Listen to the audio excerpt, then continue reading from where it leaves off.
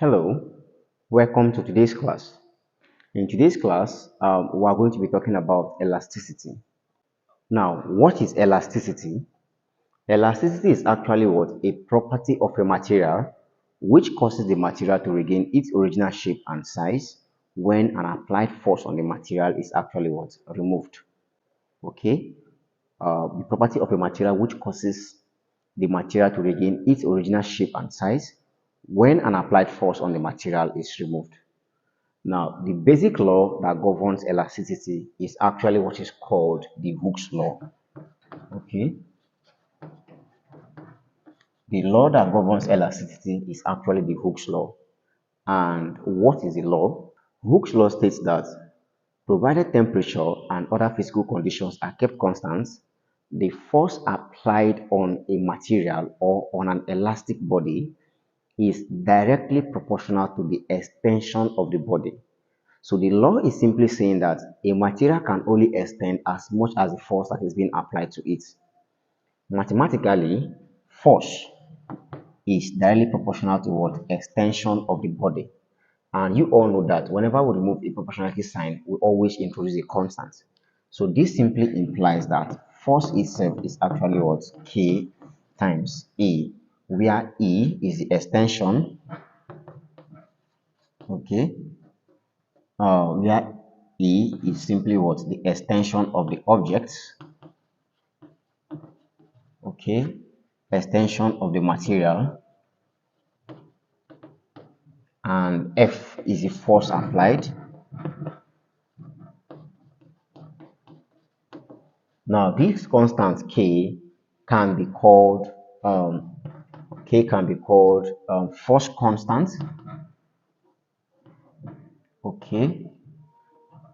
It can be called force constant. It can also be called stiffness. It can also be called spring constant. Okay. All right. So these are the three names of what the value of this constant K. It can be called force constant, stiffness, or the spring constant. So if we make a simple formula here, we can find out that K actually is equal to what? Force all over extension. If we decide to make K subject, it means we have to divide both sides by what? The extension of the material. And extension is actually what? Lateral. It means linear, which means it's along the length. So it is actually measured in terms of length.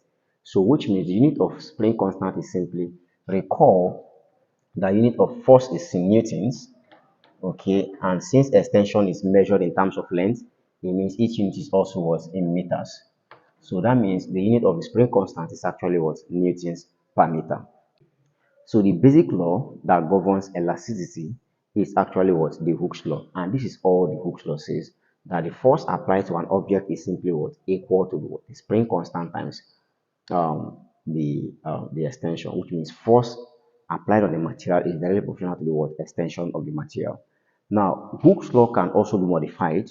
The law also was modified, and it simply states that, of course, whenever a force is applied to an object, two things as well play out on the object. Whenever a force is applied to an object, the object or the material experiences a stress. And that stress is also what? As much as that material is being stressed, that is how the material is also strained.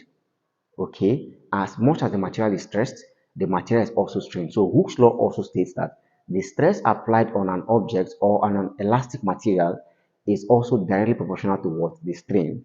So we can simply have Hooke's law as simply stress, which is simply signified by sigma, is directly proportional to strain, which is signified by epsilon. Okay, so we simply have this stress directly proportional to strain. We have this. This is also Hooke's law. If a force is being applied to an object, that object experiences a certain amount of stress.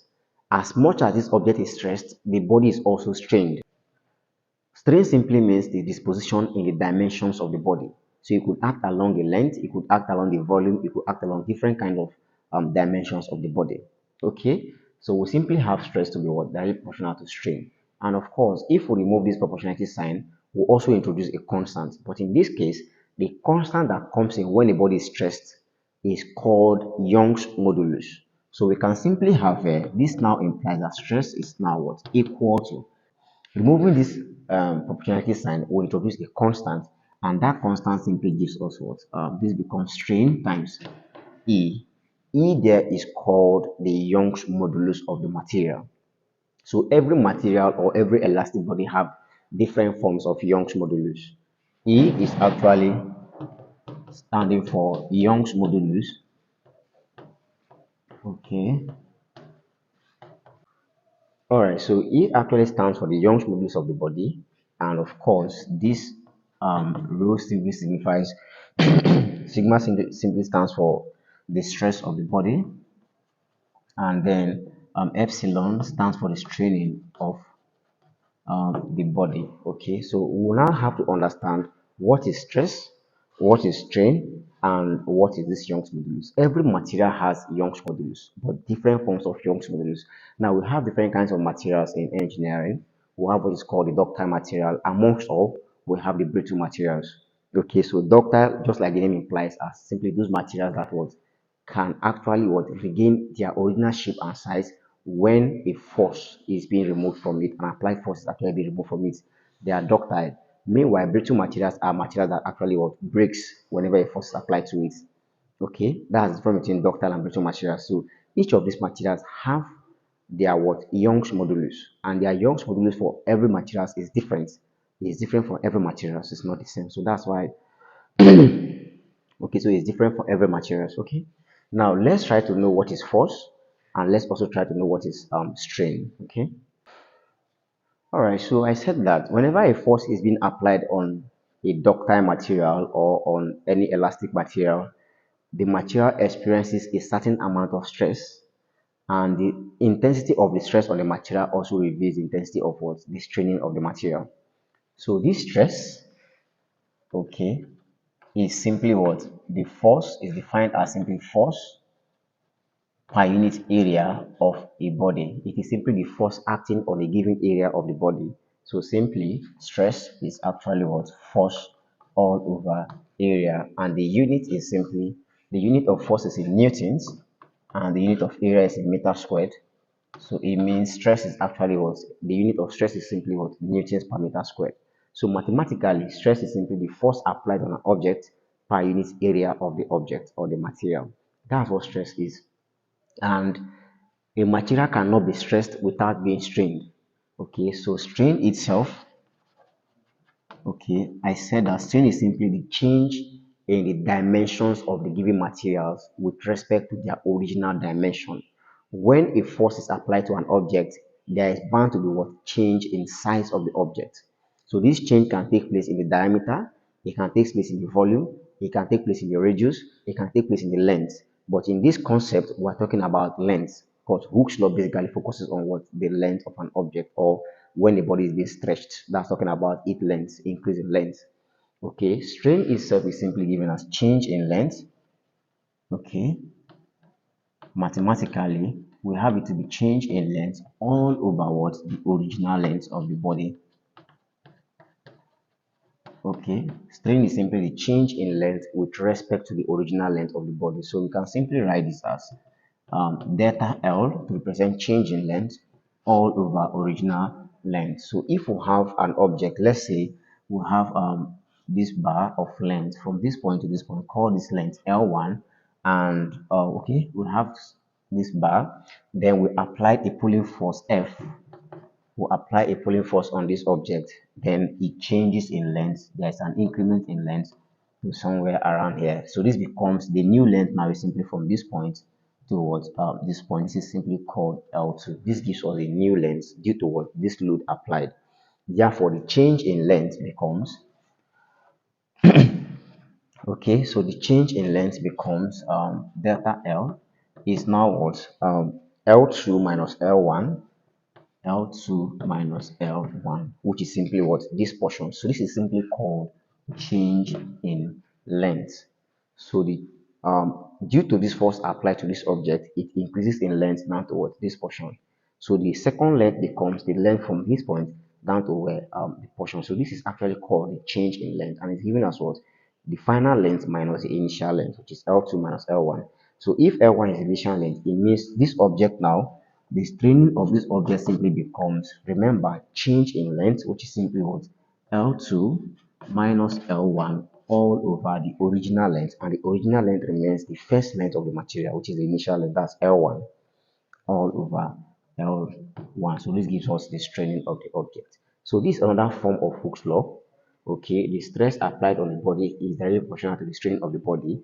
And if we remove the proportionality sign, we always introduce a constant, and that constant is called Young's modulus.